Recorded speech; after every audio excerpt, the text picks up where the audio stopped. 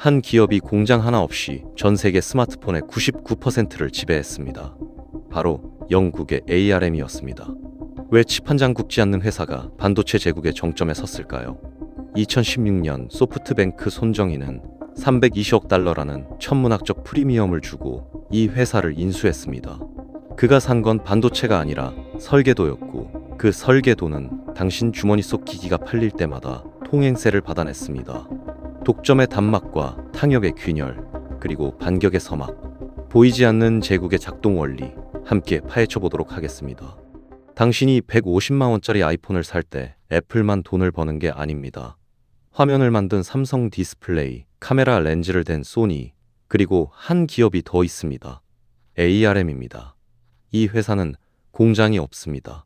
직원은 6,000명 남짓, 삼성전자의 20분의 1 수준입니다. 그러나 전 세계 스마트폰 AP, 즉 두뇌 칩 시장의 99%가 이 회사의 설계도로 만들어집니다. 애플 A 시리즈, 삼성 엑시노스, 퀄컴 스냅드래곤. 브랜드는 다르지만 뼈대는 하나, ARM 아키텍처입니다. 기기 한 대 팔릴 때마다 로열티가 ARM 통장으로 입금됩니다. 부품 하나 만들지 않으면서 모든 거래의 한복판에 서 있는 이 기묘한 구조. 인텔처럼 반도체를 직접 굽지도, 애플처럼 설계만 하고 위탁 생산하지도 않습니다. 오직 청사진만 빌려주고 사용료를 받는 칩미스, 즉 칩 없는 반도체 회사입니다. 카지노에 비유하자면 ARM은 딜러입니다. 누가 이기든 테이블이 돌아가는 한 수수료는 쌓입니다. 반도체 업계의 부동산 임대업자이자 생태계 전체의 세금을 거두는 보이지 않는 제국. 그 제국이 어떻게 탄생했고 왜 지금 흔들리는지 숫자와 구조 속에서 답을 찾아야 합니다. ARM이 돈을 버는 방식은 두 갈래입니다. 첫째, 라이선스 비용입니다.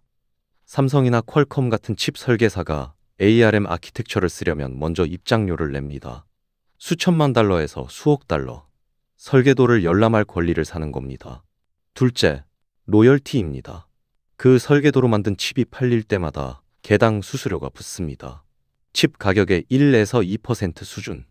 4만 원짜리 AP라면 400원에서 800원 꼴입니다. 이 이중 과금 구조가 ARM을 현금 제조기로 만들었습니다. 2023년 기준 ARM의 매출은 약 3조 원대, 영업이익률은 25%를 넘습니다. 반도체 제조사들이 조단위 설비 투자에 허덕일 때 ARM은 사무실과 엔지니어만으로 이익을 뽑아냅니다. 왜 이런 구조가 가능했을까요? 반도체 산업은 설계와 제조가 분리되는 흐름 속에 있었습니다. 1980년대 후반, 팹리스와 파운드리라는 분업 모델이 자리 잡으면서 설계만 하는 회사가 늘어났습니다. ARM은 한 발 더 나갔습니다. 설계조차 직접 완성하지 않고 뼈대만 제공했습니다. 고객사는 그 뼈대 위에 자기 색깔을 입혀 칩을 완성합니다. 유연성과 효율성. ARM은 두 마리 토끼를 다 잡았고 그 대가로 생태계 전체에서 통행세를 받는 위치에 올랐습니다. ARM이 모바일의 지배자가 된 이유는 단 하나, 전성비입니다. 전력 대비 성능. 배터리가 생명인 스마트폰에서 이것은 곧 생존 조건이었습니다. ARM의 아키텍처는 RISC, 즉 축소 명령어 집합 컴퓨팅에 기반합니다. 불필요한 명령어를 쳐내고 꼭 필요한 연산만 빠르게 처리하는 구조입니다. 반대편에는 인텔의 X86이 있었습니다. 복잡하고 강력하지만 전기를 많이 먹었습니다. 데스크톱 PC에서는 문제가 안 됐습니다. 전원 코드를 꽂으면 그만이니까요. 하지만 손바닥 안 기기에서는 치명적이었습니다. 1990년대 말, 노키아가 휴대전화용 칩을 고를 때 ARM을 택한 이유가 여기 있습니다.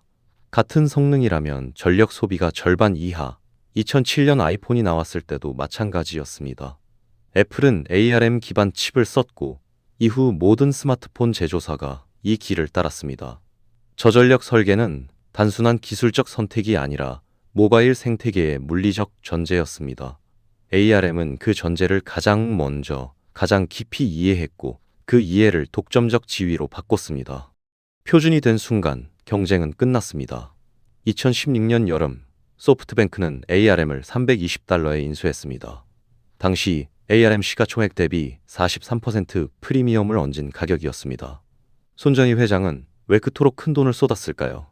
그는 ARM의 수익 구조를 꿰뚫어 봤습니다. 라이선스와 로열티가 결합된 이 모델은 일회성 매출이 아니라 지속적 현금 흐름을 만들어냅니다. 칩이 팔리는 한 돈은 계속 들어옵니다.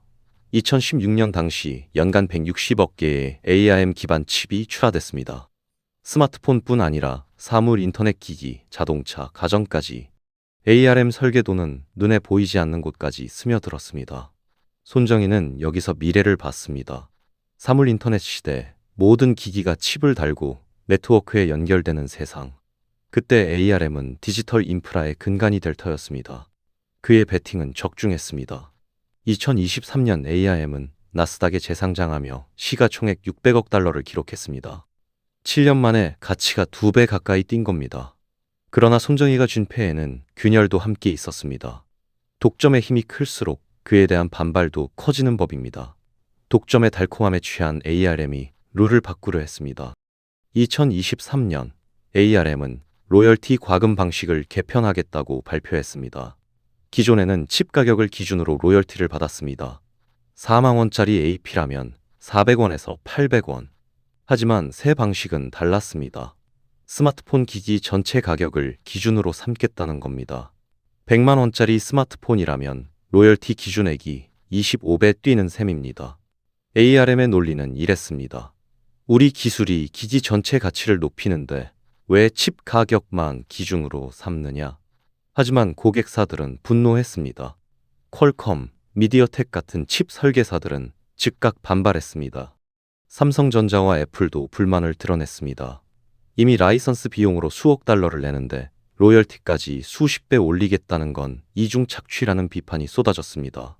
ARM은 99% 점유율이라는 독점적 지위를 무기로 협상 테이블에 앉았습니다. 대안이 없으니 결국 받아들일 거라는 계산이었습니다. 그러나 통행세가 일정 수준을 넘으면 사람들은 다른 길을 찾기 시작합니다. ARM의 과금 체계 개편 시도는 고객사들에게 경고음이 됐습니다. 이대로는 ARM의 영원한 노예가 된다는 위기감. 그 위기감이 칼날을 벼리게 만들었습니다. 끝없이 오르는 통행세에 분노한 빅테크들이 드디어 칼을 빼들었습니다. 2021년 퀄컴은 칩 설계 스타트업 누비아를 14억 달러에 인수했습니다. 누비아는 ARM 아키텍처가 아닌 독자 설계 기술을 보유한 회사였습니다. 퀄컴은 이 기술로 ARM 의존도를 낮추려 했습니다. ARM은 즉각 소송을 걸었습니다. 누비아가 보유한 ARM 라이선스는 퀄컴으로 승계될 수 없다는 주장이었습니다. 법정 공방이 시작됐고 2024년 현재까지 이어지고 있습니다.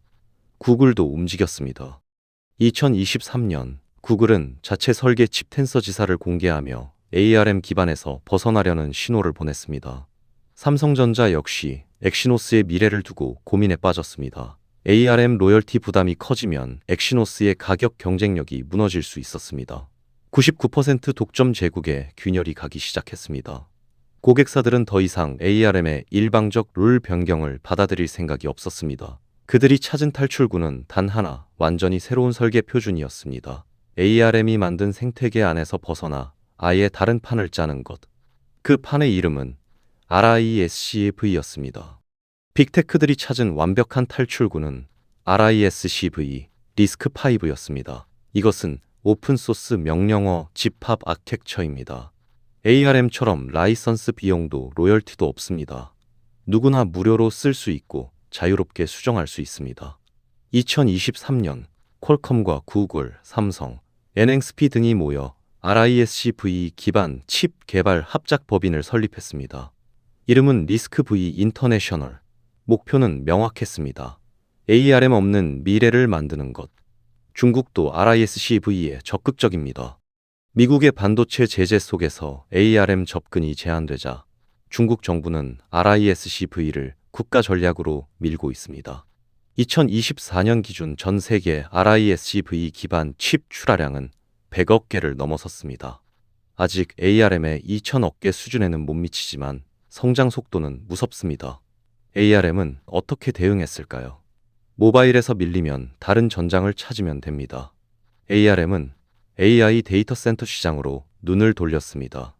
2023년 엔비디아는 ARM 기반 서버용 CPU 그레이스를 출시했습니다. 전력 효율이 뛰어나 AI 연산에 최적화됐다는 평가였습니다.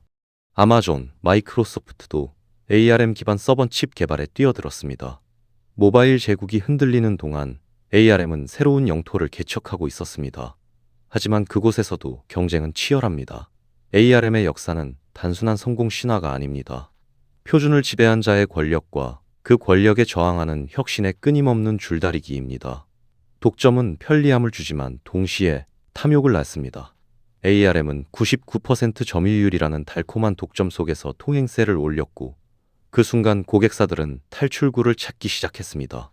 RISC-V라는 오픈소스 대안은 이제 단순한 실험이 아닙니다. 구글, 퀄컴, 삼성이 합작 법인까지 세우며 본격적으로 투자하고 있습니다. 한국의 삼성전자 역시 갈림길에 서 있습니다. 엑시노스의 미래를 ARM에 맡길 것인가? RISC-V로 새 길을 열 것인가?